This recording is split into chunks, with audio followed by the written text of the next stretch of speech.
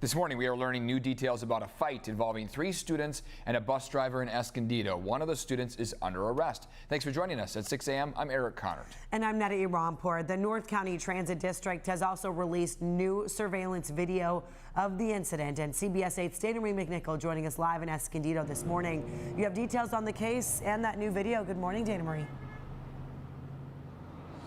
Eric and Netta, I can tell you that the fight happened just over a week ago between 3 14-year-old San Pasqual High School students and a 64-year-old North County Transit District bus driver. Now, we have brand new release surveillance video footage, so we're going to show that to you, as well as break down exactly what we know happened or what led up to this fight. We're told the driver stopped the bus because of what's being called a disturbance involving those high school students. Video shows the driver arguing with those girls. Things escalated once they did get off the bus. One of the female students began punching the 64-year-old driver and then knocked him to the ground, with a third student joining in on that fight. A male student and an off-duty security guard riding on that bus came to help the drivers and also pulled the girls off of him. Now, the teenage girl you can see in the video attacking the bus driver has been arrested on assault charges. 2 other teens were involved by being charged with conspiracy, but they were released to their parents. Now, the bus driver is not being charged and actually told police he was uninjured, thankfully.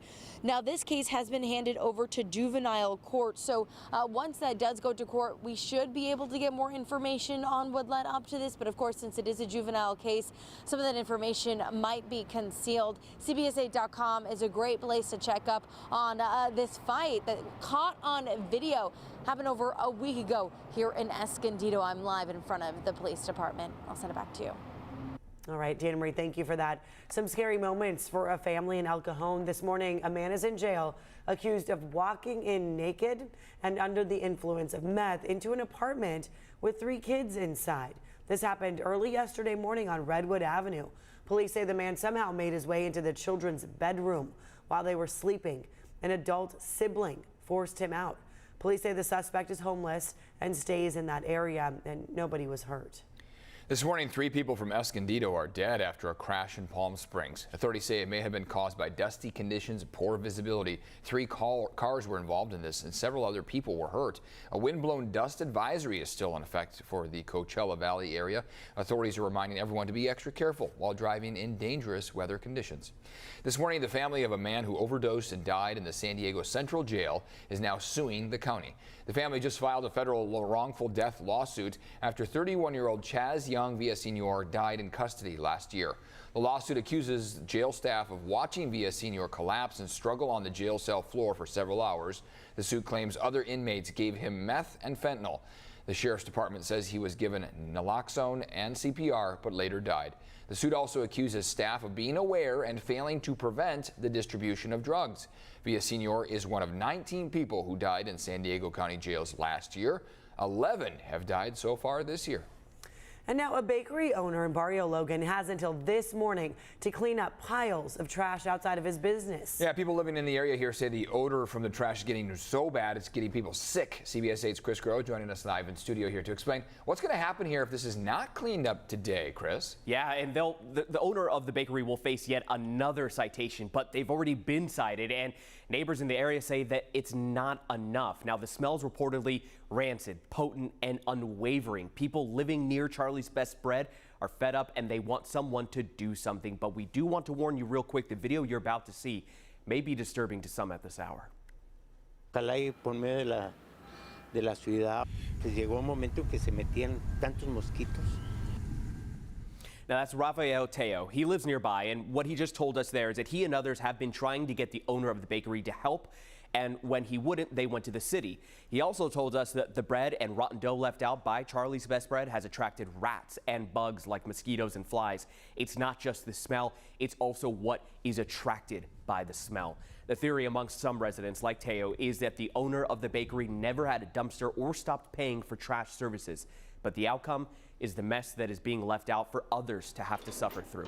Our crews last night saw the employees and owner cleaning up, but they declined to speak to us. And as you see right here, they locked up that gate to the alleyway where a lot of that trash is. We then reached out to the city, who told us in a statement, quote, an initial citation was issued to the property owner, who has since removed half of the waste. If the remaining waste is not removed by tomorrow morning, an additional citation will be issued. Of course, the question is, will the owner keep cleaning up, and will the smell subside? Are the citations enough there to make them actually take some action? That's what neighbors are hoping for. Back to you guys. Yeah, quite a mess. All right, thank you very much, Chris. Well, if you thought summer was extra hot this year, experts do agree with you. The World Meteorological Organization says this was the hottest Northern Hemisphere summer ever measured. July and August this year were the hottest months ever recorded. The world's oceans also hit record highs at nearly 67 degrees Fahrenheit. Scientists blame human-caused climate change from the burning of coal, oil, and natural gas. So far, September temperatures are higher than what's been recorded in the past. Right now, astronomers are monitoring several large asteroids expected to fly past Earth this week. Yeah, that's right. According to NASA's Asteroid Watch dashboard, 5 asteroids will fly past Earth between today and next Tuesday. One is as large as a house. 2 are the size of an airplane, the other size of a bus. We spoke with an expert from NASA, the Jet Propulsion Laboratory, who says Earth is not in any danger. But it's still pretty far away, and we are not in any danger of it hitting the Earth. It's comfortably far away, roughly 4 times the distance of the moon. Seems pretty far, right? I guess when you just hear that they'll be zooming by, I just hope it stays that way. In April of 2029, another asteroid will come close to Earth and will be bright enough to see it with the naked eye, but will also not hit Earth. We need to point out the fact that 5 altogether, those big, zooming by in the next several days. Yeah. Well, it makes you wonder. Absolutely. Ben Affleck and Bruce Willis are on standby just in case it's, we get a real life Armageddon. Blow them up if they need to out there. Rewatching Gravity in the meantime. Yes. I would just prefer not to think about it. Out of sight, out of mind. Right? As long as that guy says it's far away, right. good. That's it. Then I will believe him. Right? Let's take a look at the forecast that is showing some warmer temperatures that are going to be popping up on the screen by the time we get to this upcoming weekend. In the meantime, today we still have that dense layer of clouds outside. Temperatures are still very mild, but that's just today, because by the time we get to Thursday, Friday, and really into the weekend, we're going to start to notice that boost in temperatures. Mid-70s along the coastline. Yesterday was a cloudy day. Temperatures remained cooler than normal, and those clouds stuck around for a decent amount of the day. 80 inland. We expect some PM sunshine countywide. So today is going to be a bit sunnier, a bit drier. Yesterday did involve a bit of mist too. We haven't seen any of that mist or rain pop up at all on the screen. No green really. So instead what we're seeing is that marine layer stretching pretty far off to the east that will start to pull back by the time we get to about that midday point. Several troughs of low pressure that have been allowing for this trend of cooler weather and cloudy skies through the morning. That's going to start to change as this ridge of high pressure builds. This ridge is going to do a couple things. Number one, it's going to prevent that marine layer from being quite as extensive as it has been. It's going to inhibit that marine layer from developing. And that means we could start to see sunshine earlier on in the day for the days moving forward. That sunshine could stick around for a longer portion of the day.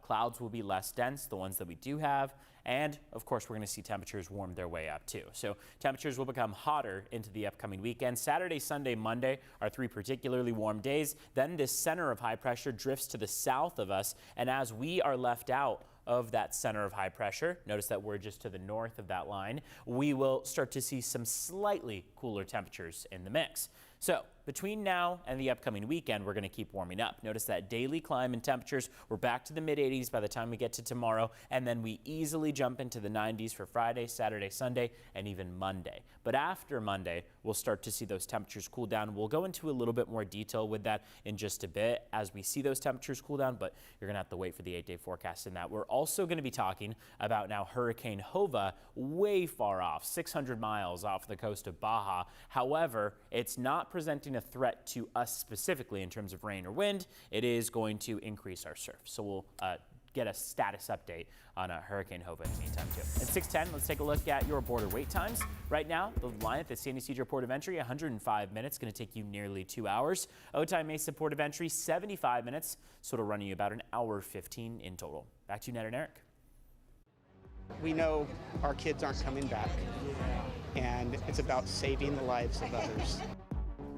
Still ahead, a new push to crack down on fentanyl dealers. Plus, a warning about a viral social media trend, why one family says the one-chip challenge could have deadly consequences. And our viewers react after the city released billions of gallons of water from Lake Hodges.